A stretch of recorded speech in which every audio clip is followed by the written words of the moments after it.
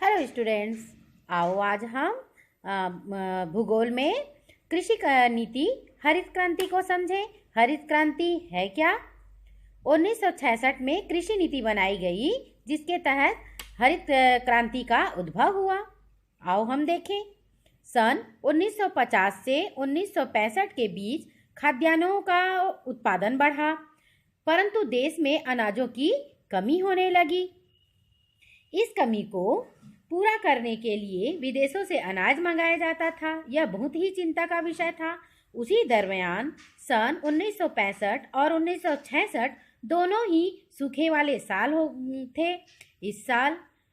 उस समय अनाज की पैदावार, खाद्यान्न और दालें बहुत कम मात्रा में पैदा हुई थी, जिसके कारण अकाल की स्थिति निर्मित हो गई थी और सरकार को अनाजों की पूर्ति के लिए पहले से ज़्यादा अनाज आयात करने की ज़रूरत पड़ी। सरकार के सामने अनाज की पैदावार बढ़ाना सबसे बड़ी समस्या थी। इसके लिए कृषि वैज्ञानिकों की सहायता से कृषि योजना बनाई गई, जिसका नाम पड़ा हरित क्रांति। मतलब कृषि योजना का नाम पड़ा हरित क्रांति। अब हरित क्रांति के प्रमुख घटक हैं, तो कौन कौन से घटक हैं? अधिक उपज देने वाले उन्नत बीज का उपयोग, सिंचाई के लिए मोटर पंप, बिजली, डीजल का प्रबंध करना, रासायनिक खाद उपलब्ध करवाना, कृषि कार्यों में मशीनों का उपयोग,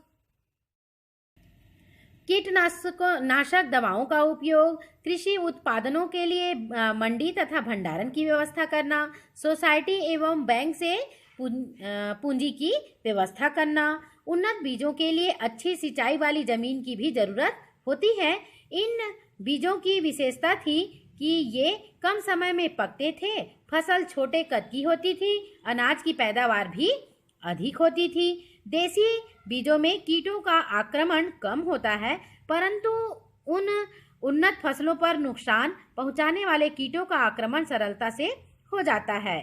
इसलिए कीटों को मारने वाली दवाओं की भी जरूरत होती है।